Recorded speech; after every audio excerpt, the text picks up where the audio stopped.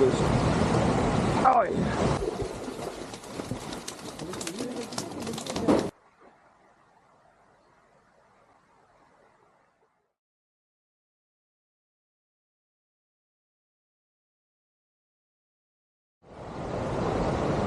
Hallo folkens, nå er jeg på plass ved det som jeg kaller den store fossen. Den er der oppe. Her er det sånn at fisken kan jo ikke komme opp der. Så her er det fritt fiske. Klokka er snart 1 på natta. Og det er litt småkaldt. Nå har jeg troa på at det kan være mye laks uti her. Det gjenstår jo å se. Godt omgivelser, fine forhold og forhåpentligvis mye fisk. Her må vi bare komme i gang.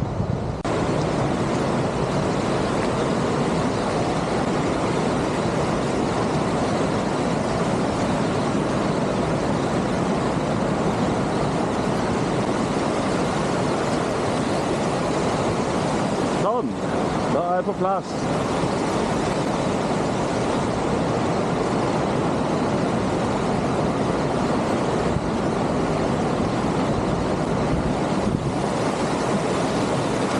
Fisker jo da med en stor og i hvert fall et tung kygge i.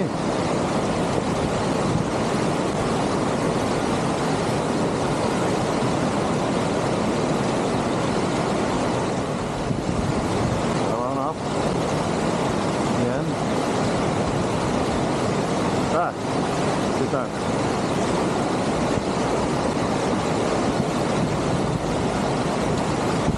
Det må vel være en pukkel der.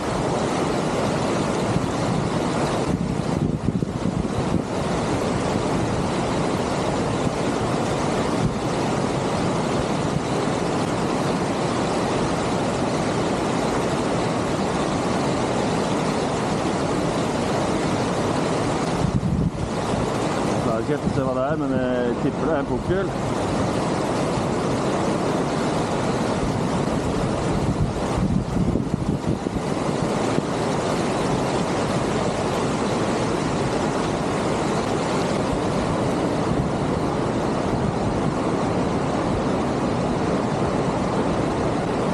Det må da være en pukkel, ja.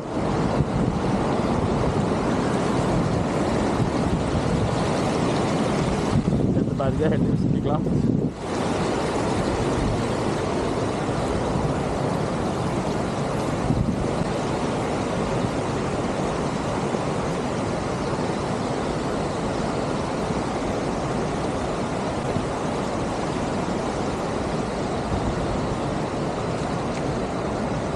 En pukkellaks. Den er ikke liten en. Men det lover godt.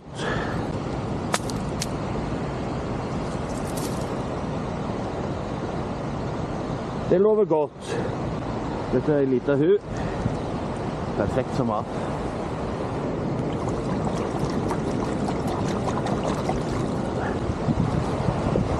En flott liten pukkel på rundt 1 kilo. God start. Tok ikke veldig lenge.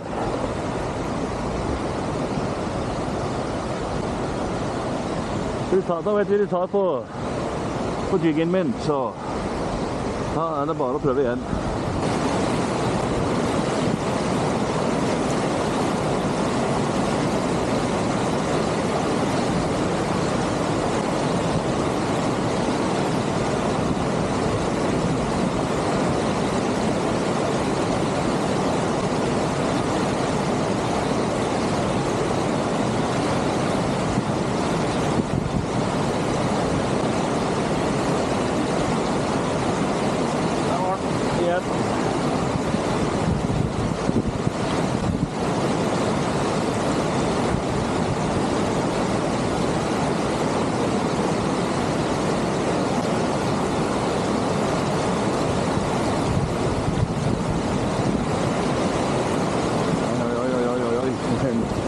Større fisk.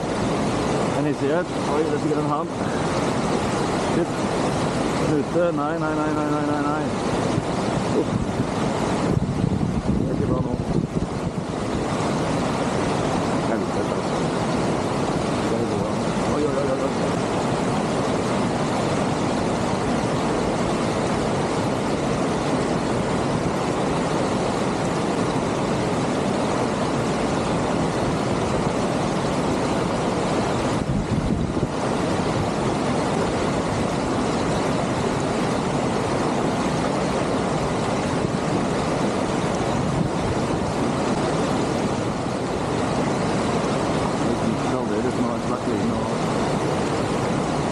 greit, altså.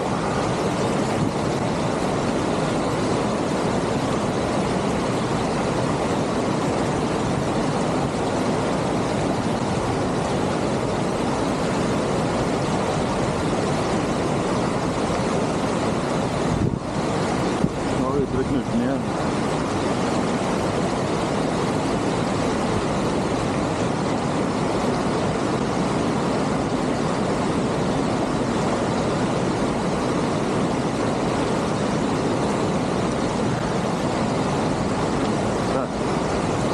Der vakka det lenger nede. Nå sitter godt kroka den her i hvert fall.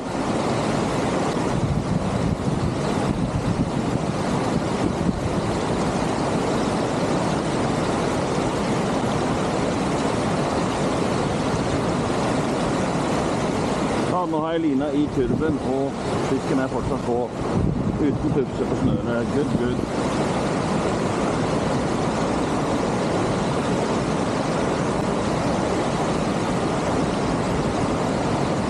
Hva er det nå da, kompis? Skal du gå opp nå? Du er midt ute i den sterke strømmen der.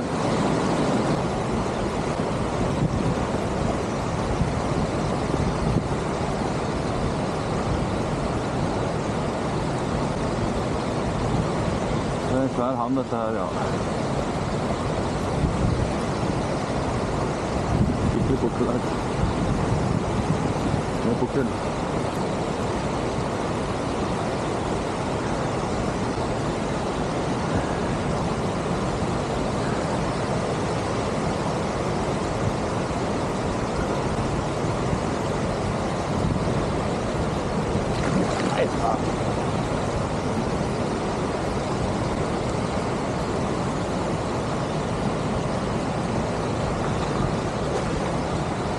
Seige også, altså. Nå må du vel være ferdig, vel, kompis. Oi! Der. Har vi den, vet du.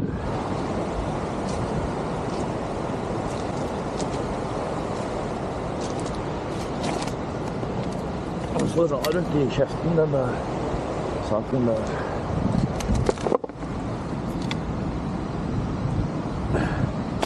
Den var rar. Her har det skjedd noe.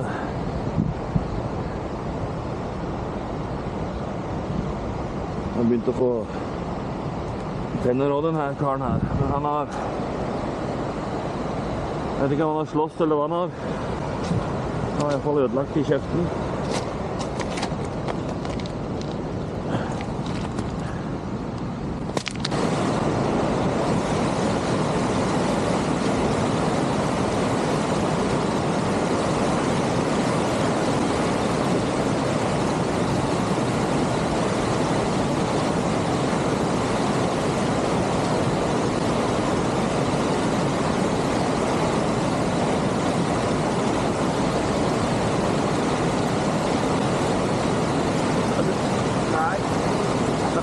Ikke. Han satt nesten. Ja, nå skal jeg prøve en sånn variant. Litt mindre. Fortsatt tung.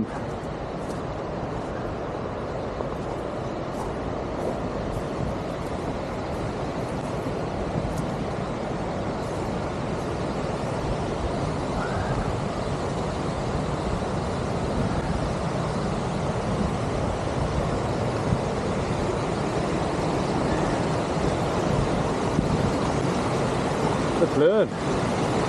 Så nå er disse steinene som på litt siden var over vann, nå er de under vann.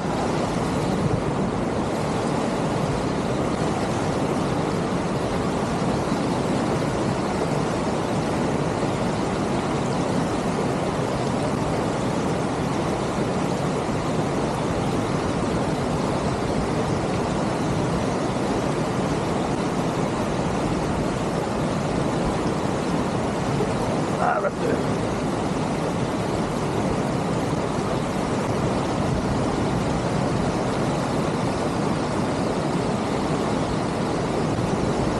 Det er en bukkel det, ja.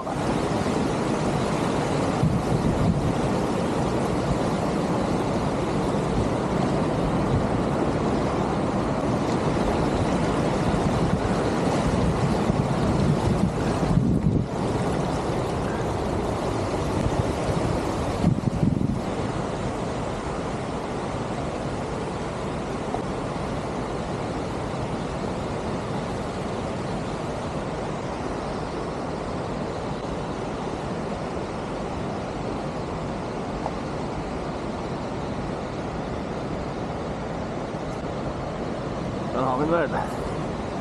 Det må være en svær hule der.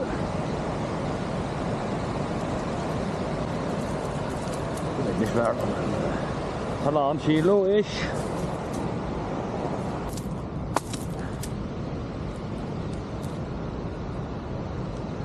Perfekt krokka. Den satt fint. Ja, det er fin hule der. Ja, altså, folk må si og mene hva de vil om pukkellaks.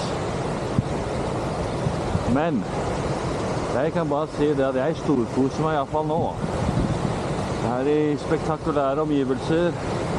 Fantastisk kjekk plass å fiske, rennende vann.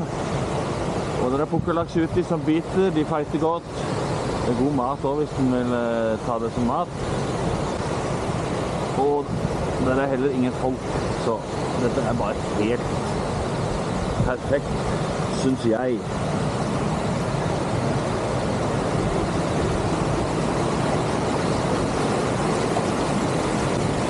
Oi. Ikke dette utgjør da, det er ikke perfekt. Skal vi se om det er mer. Det er det helt sikkert.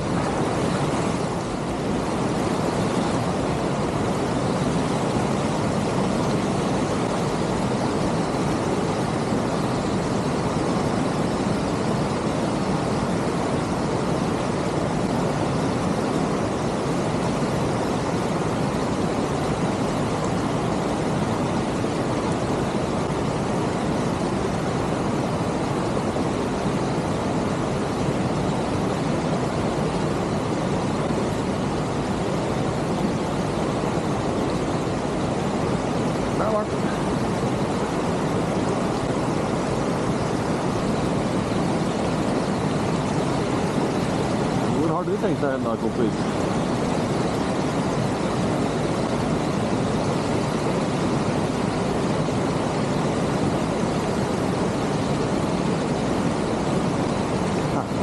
Han står midt i den sterke strømmen her nå.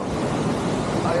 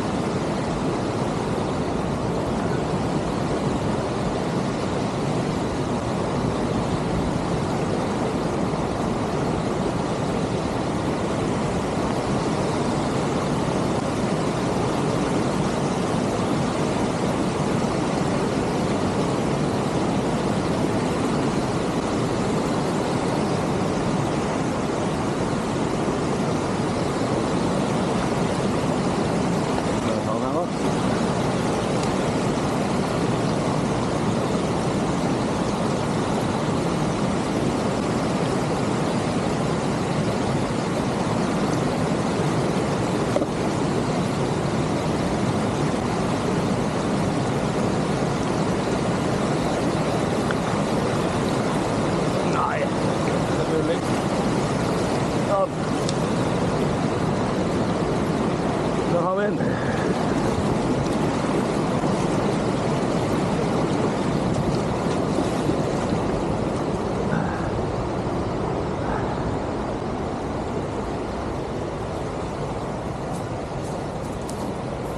Akkurat som det regner, men det gjør ikke det. Det er sprut ifra fossen.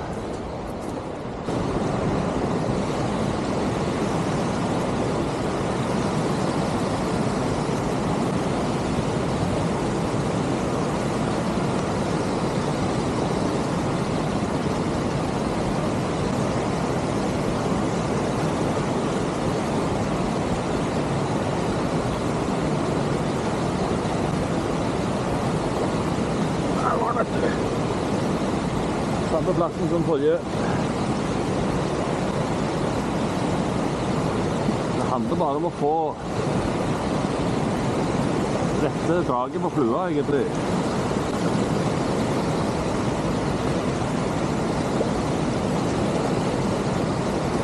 Det var en liten en.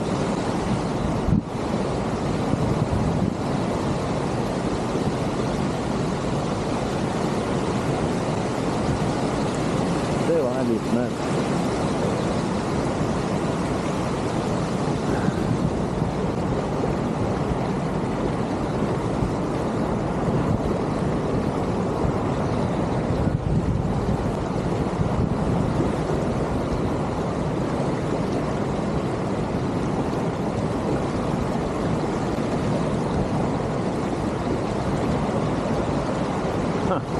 Ja, den var ikke stor. Den minste pukkellaksen jeg har fått der.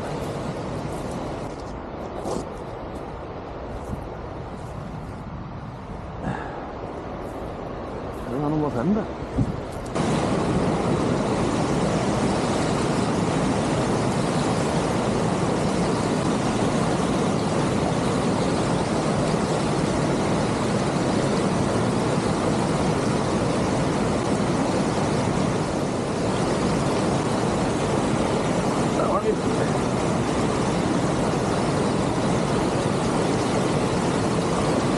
Større fisk.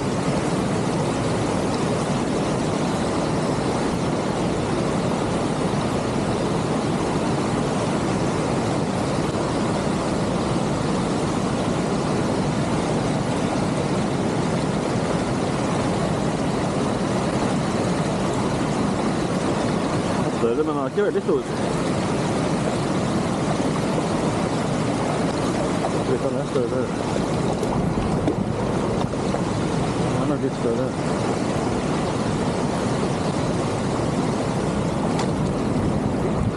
Sånn. De sitter kroka nok så likt alle sammen. Faktisk. Perfekt kroka i overkjeven. Sånn som det. Akkurat sånn som det. Har de fleste vært kroka. Kan ikke bli så mye bedre enn det.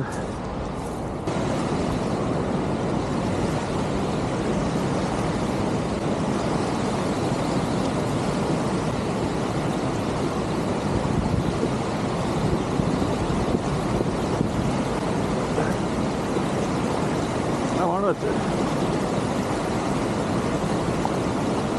Kommer mer nedi der, ser jeg. Det ligger der hele tiden.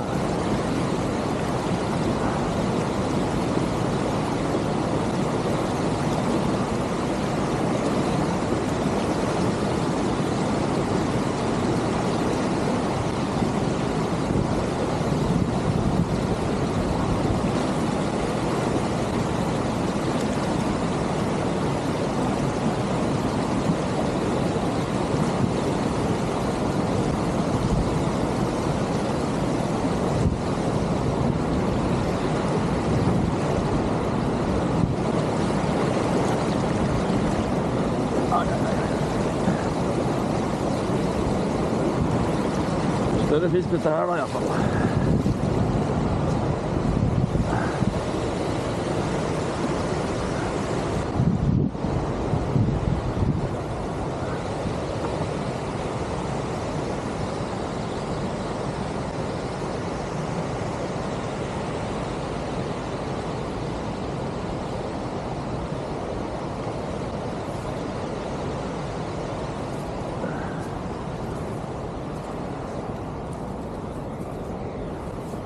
Det er veldig mye større.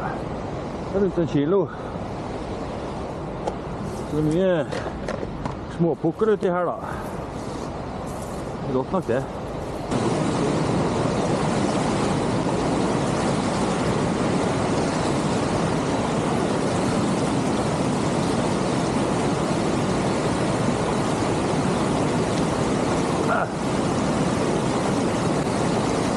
Litt den i banen. Bra. Ja, ikke bom også.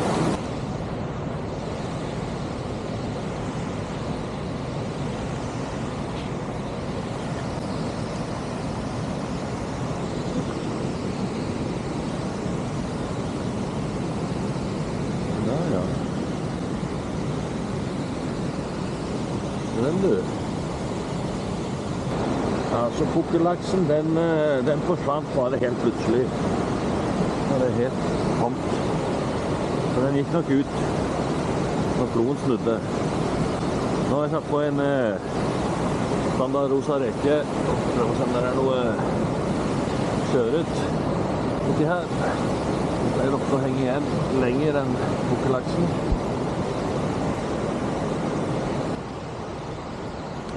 Der var den jo. Det var kjøret etter. Det var der.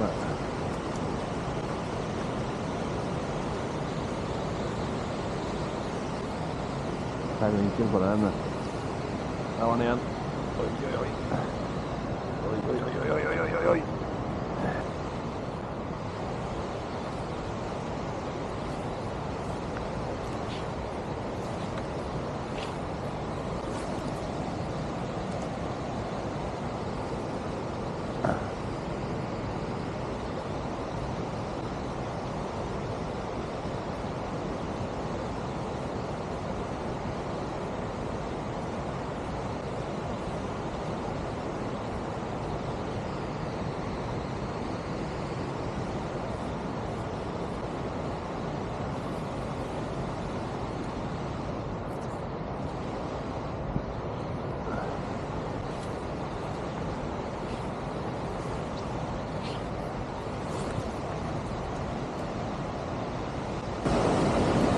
Ja, da er det på tide å prøve seg litt igjen. Nå har jeg altså hatt en god pause opp i bobilen.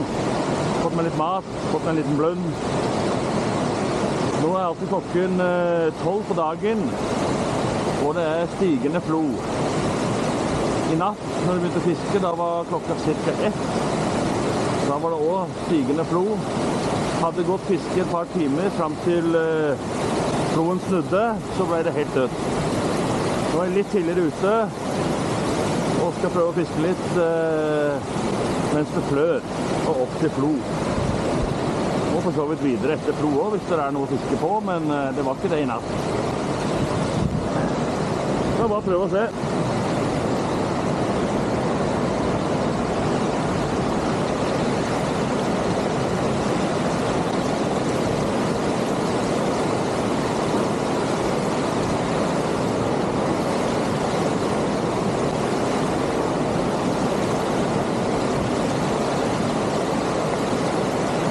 Ikke her oppe, så får jeg gå ned og møte dem der nede da.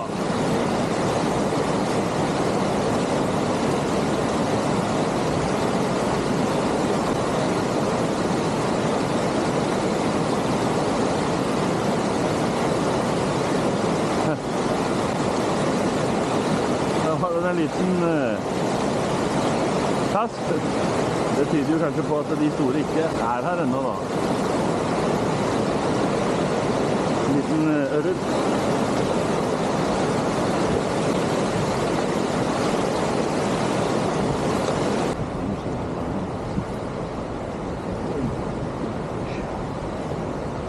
Der var den. Det var pukkel.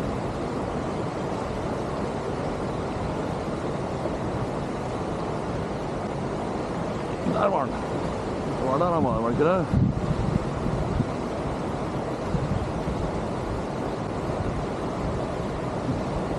Så egentlig ikke med kjøret, men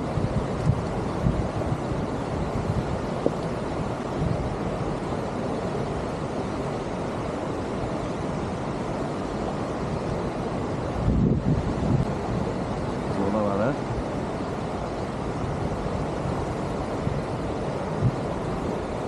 Nei, der slapp den, gitt. Har du sett?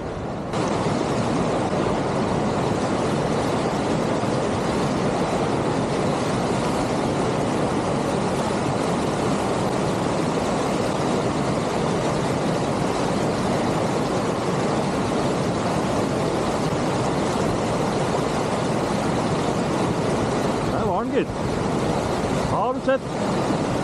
Jeg var nesten i ferd med å gi opp. Der var han søren meg. Skal vi svære nå?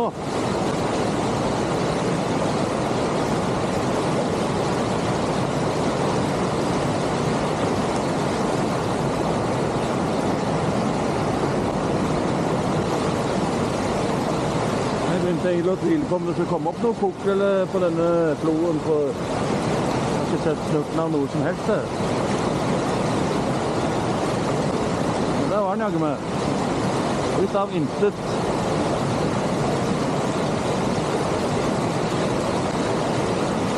Så går den strømmen igjen.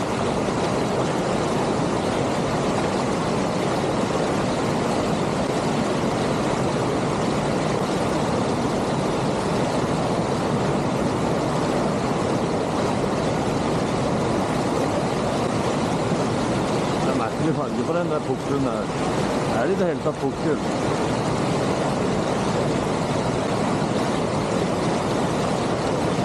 På fargen så ser han mer ut som en sjøørret, men på fasong og oppførsel så ser han ut som en pukkel.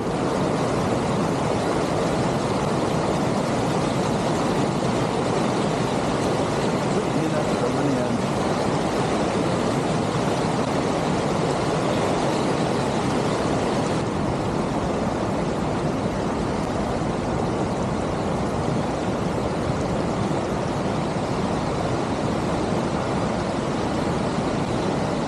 Feiter godt den her, altså.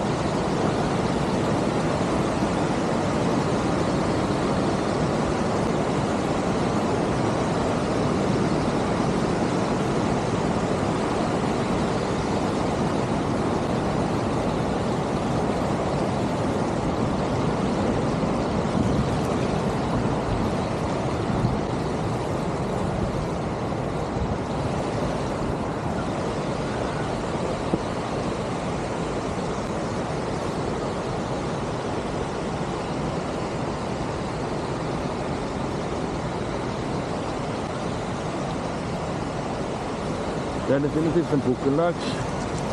En brun en.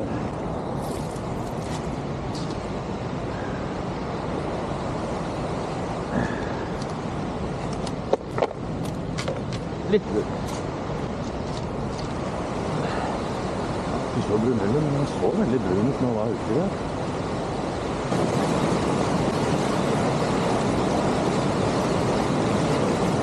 Der var den, gitt.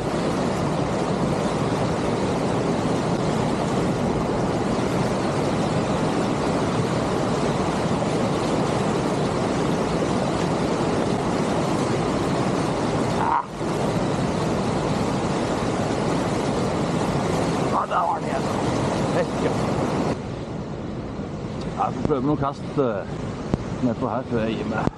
Men det er ikke veldig mye fisk uti.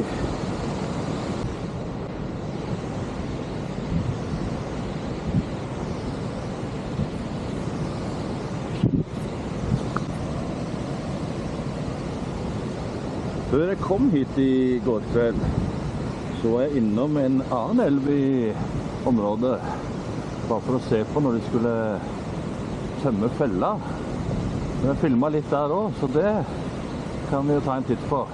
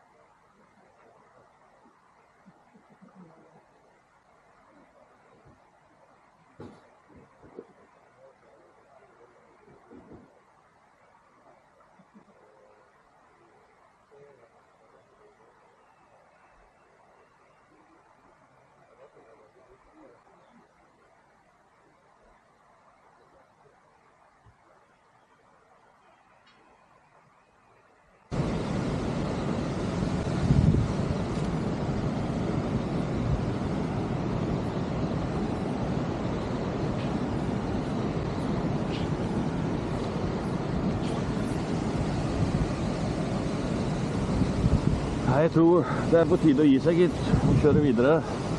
Det skjer ikke noe mer uti her. Så tenker jeg bare at jeg sier takk for i dag. Og så går det ikke så lenge, så kommer det sikkert en ny film, og så ses vi da.